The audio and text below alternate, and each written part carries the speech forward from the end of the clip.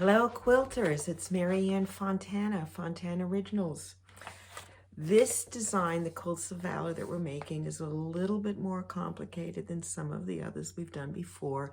It uses what we call the Carpenters Wheel die design in the middle, and then there's 4-pointed stars around it.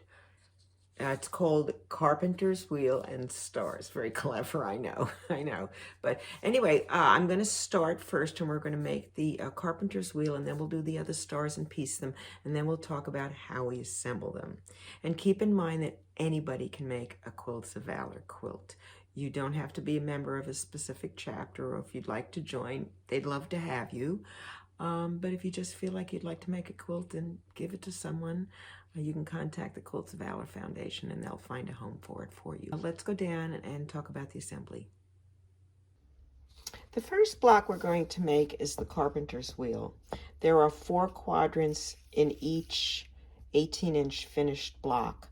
You have to make 2 left and 2 right for each of the blocks. They're sewn in quarters, and they're actually opposite mirror images of each other. So when you're cutting your fabric, be sure to keep it folded when you're cutting the A's, especially because then you'll get a left and a right, and every 6 pieces will give you enough for each side. So I've laid everything out, and if you're making the 4 blocks, you would have to make 8 left and 8 right. And as you can see, I have them all laid out by color, and they're just opposite. The reds start in the corners and they face opposite, and then these are all the triangles. I'm going to start by sewing the center strips together. Now what's nice about this design is there are no Y seams. Everything is straight sewing. So we're going to sew this row first. There's 5 pieces: the gold, the white, the blue, the white, and the white, and then this side, and then we're going to sew those up that side. They're all basically the same. They're just, one's opposite the other, and they're mirror images of each other. There are only 4 shapes in total in this block. All of the blue and the red and the gold are exactly the same. They're what we are calling shape A. Shape B are half square triangles here. Shape C is a large half square triangle over here. And shape D are these 2 smaller ones that come in on each side. And again, there's 2 pieces to avoid you having to sew a Y seam. And I like to leave them laid out like this, and I'll sew these, and then I'll lay them back down on the board. Then I'll sew these, and I'll lay them back down on the board, just so I can keep track of everything.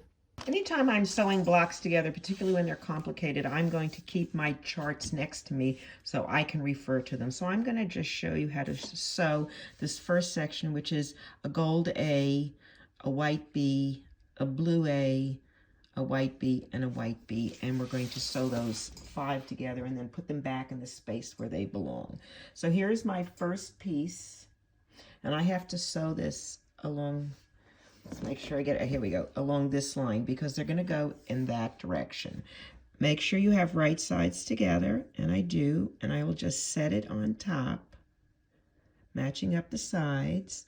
Now, if you've cut it with the AccuQuilt cutter, they're pretty easy to match up. If you've rotary cut it, just come in a little off the tips so you're not, sewing on the points, because the fabric will probably get eaten by your machine if you do that. So anyway, I'm just going to sew up. Very simple, straight sewing, nothing fancy.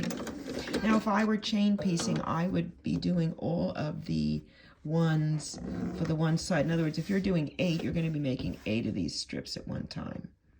This one that comes up is going to be the blue, and they're always, the key is you have to make sure that you're sewing it and it goes at the angle. And that's how you know they're placed right. Of course, if you watch the diagram, it's pretty good too. So I will finger press up, and then I'm going to just lay this over. So I make sure I'm matching it up correctly. And I'm kind of funny about sewing this way, so I'm going to just turn the whole thing around. And I'm going to put my presser foot onto the fabric and sew it across.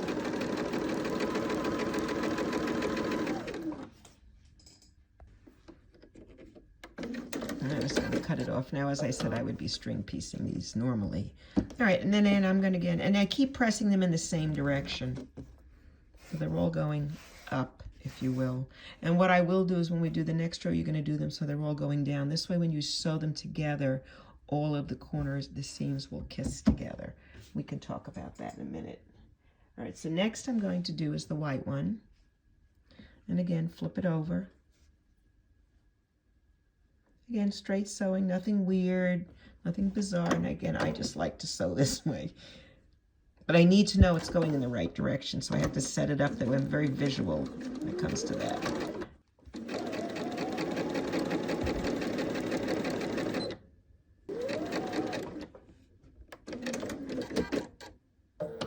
And again, I keep going back and putting it in the correct direction that it's going to be to make sure it matches up, and I'm just finger pressing everything in one direction. So that was the first 4 pieces, and now I have the last one, and I have to put it this way. So I have a complete strip. So let's fold it over, match it up.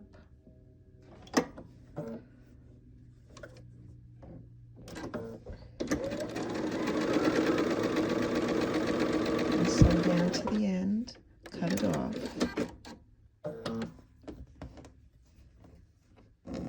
And that's our first piece. And then I like to do is lay it back down on the board with the other pieces to make sure I did it correctly. And then I'm going to go ahead and sew these. Then I'm going to go to the other side and sew these and these. And you can do those on your own. Just follow the diagram on the pattern or on the video. And it's just straight sewing. I've finished the 4 strips, all of them. So here is the 2 on the left side and the 2 on the right, and they're done. So the next thing we're going to do is sew these 3 pieces together. Now in each of the quadrants, there's mirror images of all the shapes we're doing. So we're going to sew this and we're going to sew this. They're basically the same, they're just opposite. And so those are the ones we're going to sew next. So I'm going to start here. And I'm going to sew this to this. And then this to this. And then we'll go do the red, the other red, and the blue. And the only difference is this direction. So you really have to pay attention to direction. But let's put these together and you can see how easy it is. Here are the 3 pieces we're going to be working with. We just talked about. And I'm going to sew from the end this one first, and I have a direction I like to sew in, so I'm going to just turn it the way I like, making sure I don't misplace the pieces, and just sew.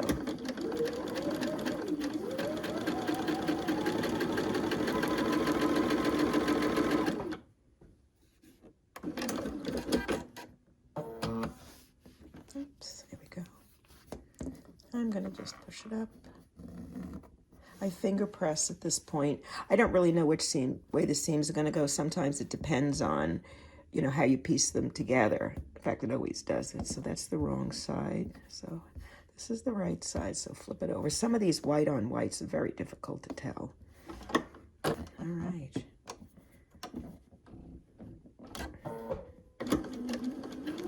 All right. We're good to go.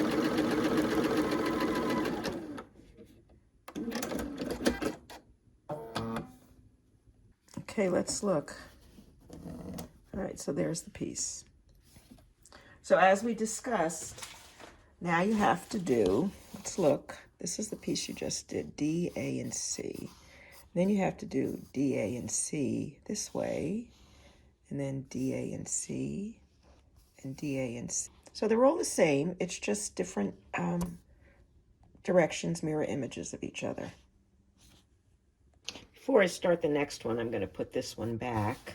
And now I'm going to go ahead and pick up these 3. 1, 2, 3, and sew them together the same way. And repeat the others, and then I'll show you, and we'll put them back and start on the last piece. The 4 corners have been finished. And the only things left now, we've done this and we've done this, are these 3 pieces. It's very simple. You know, when you break it down into little pieces, it's very easy to do. We're going to sew this and this together, and we're going to add this. That's simple. Over here, we have it in blue. Same thing. Again, just the opposite way. Here's the blue. Here. There's the other piece back there, and these three. So again, I'm going to start on this side. I'm going to sew these together right here. And then I'll add this one.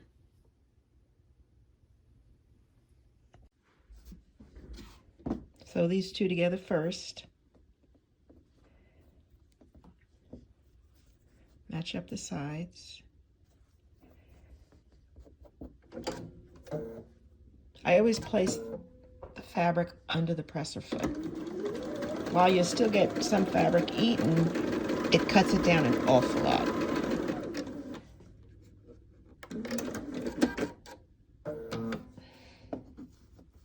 One. I think by now you're probably getting the hang of this, right? And then we have the third piece. You see, it's pretty easy. There we go. And I'm going to set it. And again, I don't like starting on a corner. I just find the bulk sometimes it's more likely to eat the fabric. So I'm going to flip it over and match this up. Start on this side. Now what I like to do, see, this looks really wonky. I'm going to go ahead and give this a little stretch. See, now it fits. Have to give it a little tug down here. Sometimes they just don't match up to you because the fabric's not pressed, don't forget. So, but that's why they give you 1/4-inch seam allowances, so you can hide all your mistakes. Anyway, so this is it. This is the piece. Here we go. That's the piece we're making, and we're gonna obviously make 8 of each, so make 8 of these if we were making the whole set, and then make the other 4 directional ones. I have all my pieces made, and I've made sure they're going in the correct direction and that the colors are correct, and so that's the way we're going to do it. So the first thing we're going to do is we're going to take these 2 pieces and sew them together. Let's move these aside, and then we're going to sew these 2 pieces, and these again, all the same shapes. They're just mirror images of each other, and we're going to put those together. So I will sew these, and then we'll go back and we'll add those to it. These are the first 2 units. Now, if you've noticed, I've not pressed them yet, and I've done that because I really want to sew the pieces together and really nail the points. So if my seams are going this way and this way, I'm going to have 4 layers on this side and 2 on this, and it's going to be very bulky. So I'm going to fold this in the opposite direction now. See, this is because if I press them, I'd have to now unpress them.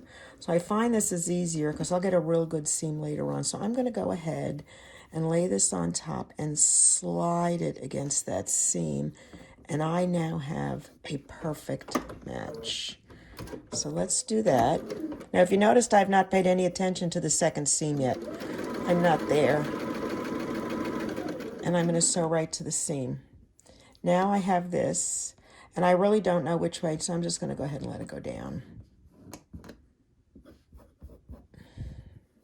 And I'm going to make sure this matches up and pull this so it straightens out.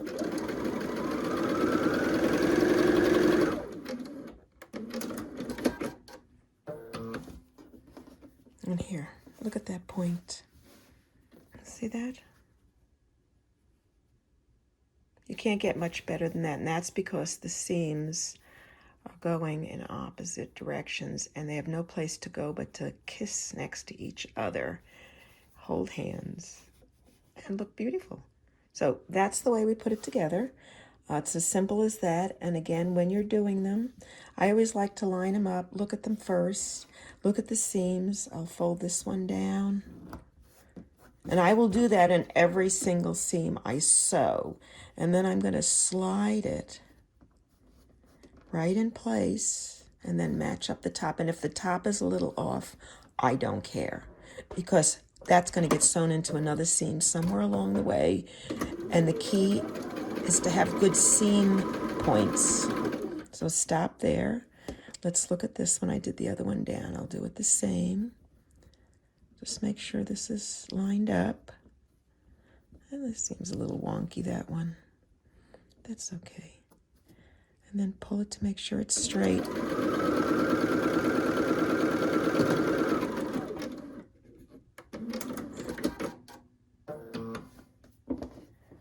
And look, you can repeat it. Look at that.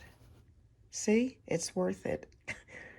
So I'm going to do the other 3 sections, the mirror images, and then we'll talk about putting the last piece on this section. All right, now that all the pieces are done, the last thing is we're going to sew these together, and these, and then we'll just have halves, and we'll put the halves together. So I think I can leave you on your own for that. So the sides, remember, flip the seams back and forth. Make sure that they're opposite so you get those really crisp, clean points. You know, put the 2 halves together just like this, and then we'll basically just have to join the 2. So I'm going to go ahead and put everything together, all my pieces that I've done, and we'll talk about joining them into the larger 18-inch finished block. Here are the 2 finished halves, the left and the right. And for every 18-inch block, we need 4. We need 2 left and 2 right. So I'm going to just move these up, and I will take one of the rights, and I'll move it to the lower left. And I'll take one of the lefts, and I'll move it to the lower right. And there's your finished block. So now all you have to do is sew the 2 pieces together, and then sew it down the middle up the other way. And you have an 18-inch finished Carpenter's Wheel block. The next block and the second block we'll be making to complete this quilt, I call it Twirling 4-Point Star. And it's 4 points and it twirls around. These are all the exact same construction. The only difference is we're going to make some blocks with all white corners. That's going to be for the center of the quilt. We're going to make some blocks with 2 blue sides, and that's going to be for the sides of the quilt. And then we're going to make a few blocks, 4 of them actually, for the corners, which will have blue corners on the Twirling Star. All of the blocks are made the same. We're using the 9-inch cube. They're 9-inch finished blocks, and this is shape 2 and this is shape 5. If you are rotary cutting them, you are cutting 2 3/4 inch cut squares and 2 3/4 inch cut half square triangles, both of which will finish at 2 1/4 inches. 4 across makes a 9-inch finished block.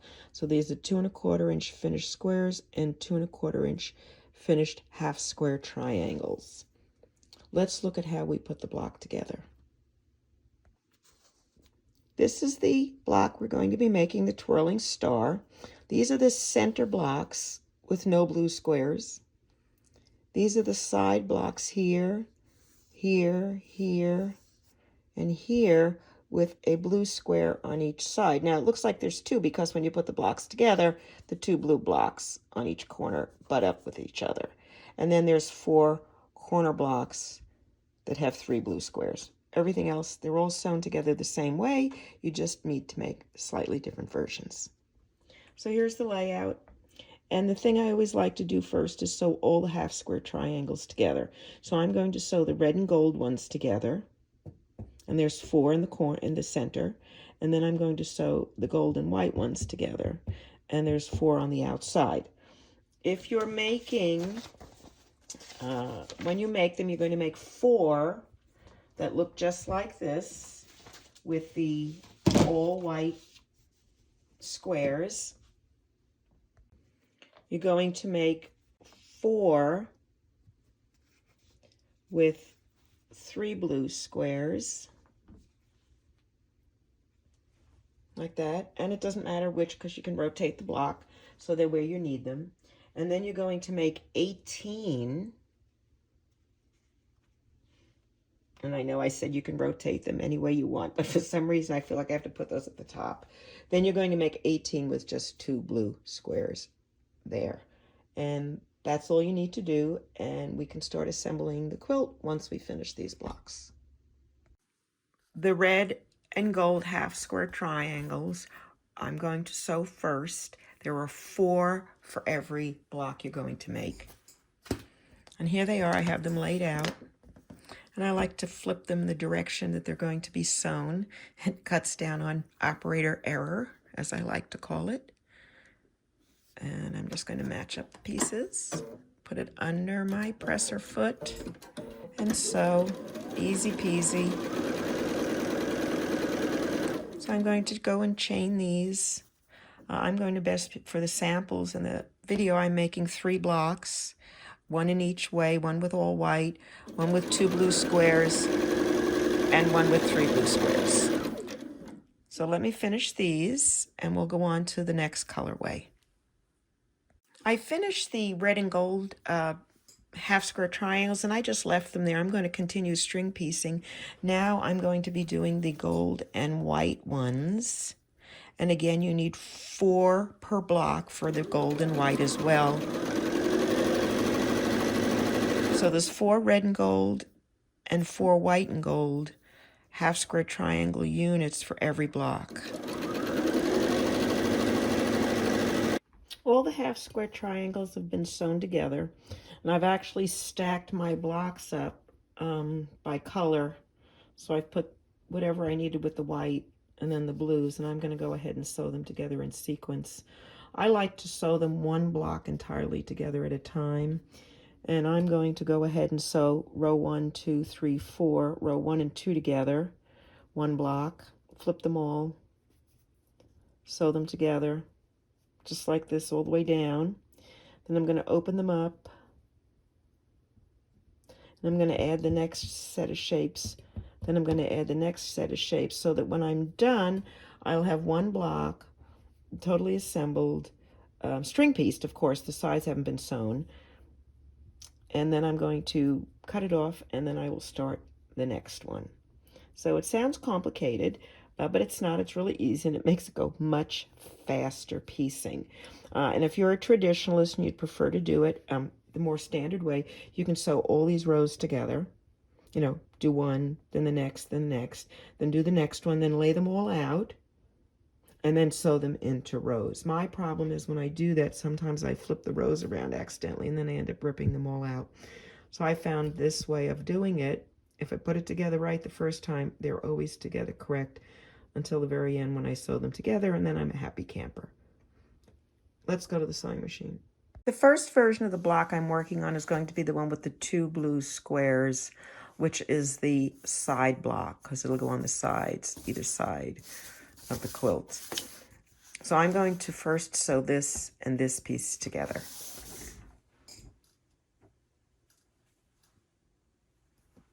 Here are my 2 pieces. Now I finger pressed all of the half square triangles to the gold. And the reason I did that is because there are red and white and gold and white, and I like to press them in the same direction, and if I had pressed them to the red, then I'd have to press these to the white, if that makes sense. I'm going to fold it over, match up the seams, and place it under my presser foot. All right, now I'm going to stop, and I'm going to look at my chart, and the next 2 is going to be a white and a red and gold half square triangle. So I'll get my white piece, and I get a red and gold, and I have to make sure the red goes to the white. Flip it over, match it.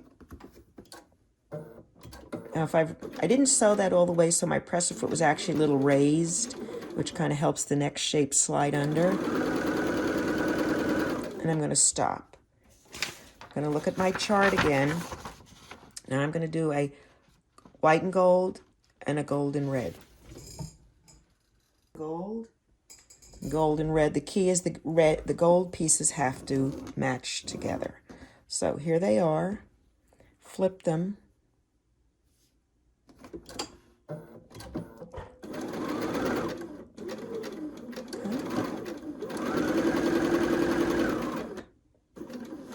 And then the last piece is going to be 2 white squares, because that's the bottom, and there's no blue square on the bottom. So here are my 2 squares. All right, make sure they're right sides together. Under my presser foot. That's the first 2 rows of the block. Instead of cutting it off and, you know, starting something else, I'm going to open this up, all of the pieces. and I'm going to put the next row on. So I'm actually putting the block together as we do this. So let's go back and look at our chart. So I did blue and gold before, so now I'm going to do a solid white.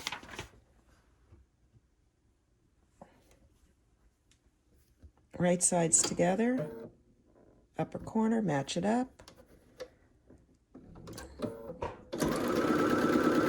Now this has a seam, so I'm just going to make sure that's flat and stop just after I go over the seam. So the next row is a white and a red. I'm white with the red and gold, so now I need to go with another red and gold with the red up. Red has to be up because it has to look like it's twirling in the middle. So they're always going to be opposite. So let's sew this one. And now in this case, I have 2 half square triangles. And since I've sewn them, pressed them both to the gold side, they will snug up together and kiss. And I'll get a really good seam. So this is now the third section. So I did a half square white and gold, gold and red, and now I'm doing a gold and red again with the gold in. Here's the gold in. Make sure my seam is finger pressed to the gold. This is to the gold, so I can slide them in and let them kiss. It's a good thing. And if you need to realign, always leave your needle down. This way it doesn't shift around on you. I'm going to open this last section and look back at my chart again. And now I did the 2 white. Now I need the white with the gold. So here's my white with the gold. Flip it over. Match it up. Under the foot.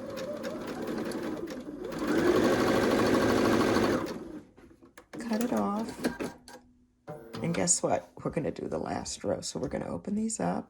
This is actually fairly easy once you get the hang of it. The only thing is I recommend you do 1 block at a time. You can get lost in where you are, especially when you're doing different colorways. So this one, we've done the 3 rows, so now I need to put a blue. And that's the one thing that's going to change in the top sections around the corners, whether it's going to be blue or white. And that's really the only difference in any of these, and it's just a matter of placement. Color placement. So there we'll do the blue.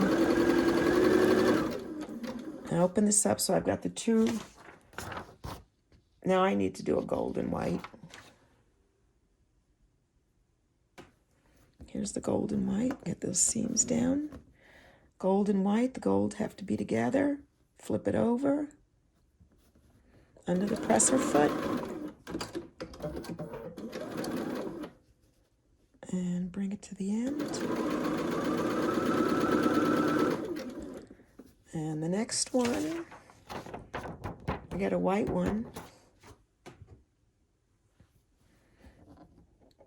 It's just a matter of following the chart. It's really easy, but it really reduces the number of mistakes you make, or at least the number of mistakes I make. And then the last one, in this case for this block, I've done 2 white, a gold, and I'm going to do another white.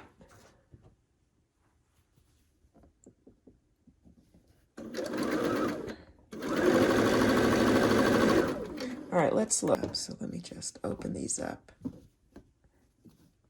and show you the block. Okay, so we've got it pretty much finished, right?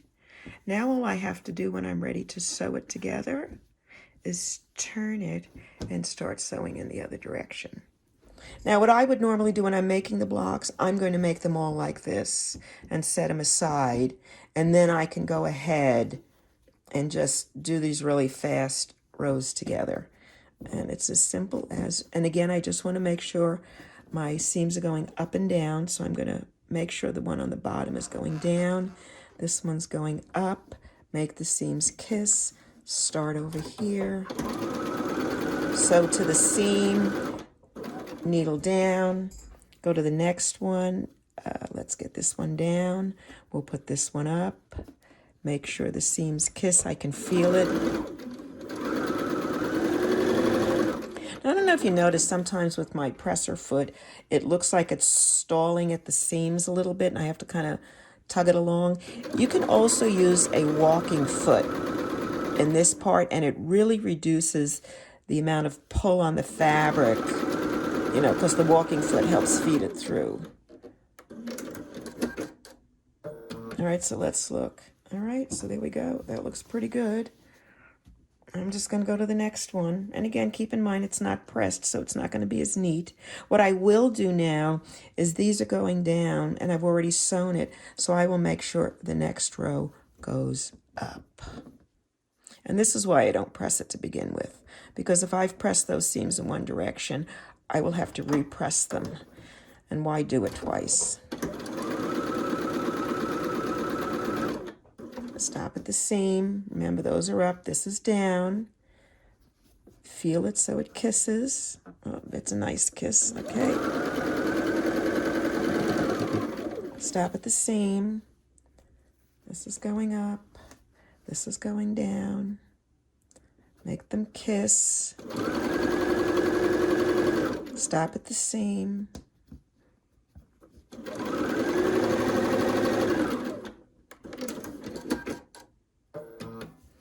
Okay, and I think we're doing good. I mean, we got some pretty good points going, right? So this we can press into a perfect, pretty good shape here.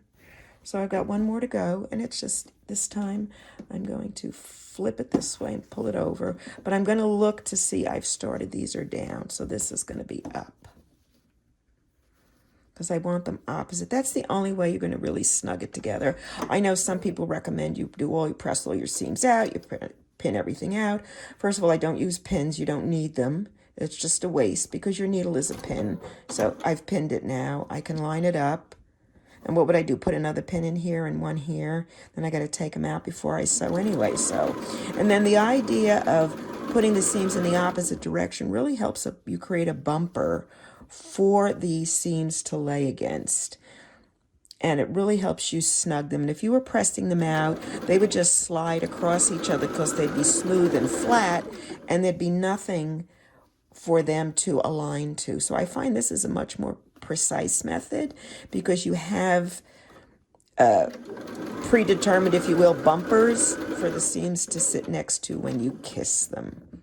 So this is the Fontana Original method. We kiss our seams all the time. And this is the block finished, the one. See how fast that was? How quickly I did that? And there is your first block. So you'll continue to do exactly the same thing. And as I said, if you don't feel that comfortable, you could just sew the row across and do those as many as you need to. Then go and do these. Then line them all up and sew them together. And you'll get the same result. And it will still be great. Here are the 3 different finished blocks. This is the one with the 3 corners. This is the one with the 2 blue corners, and then you will make any blue squares, and they will be your centerpiece.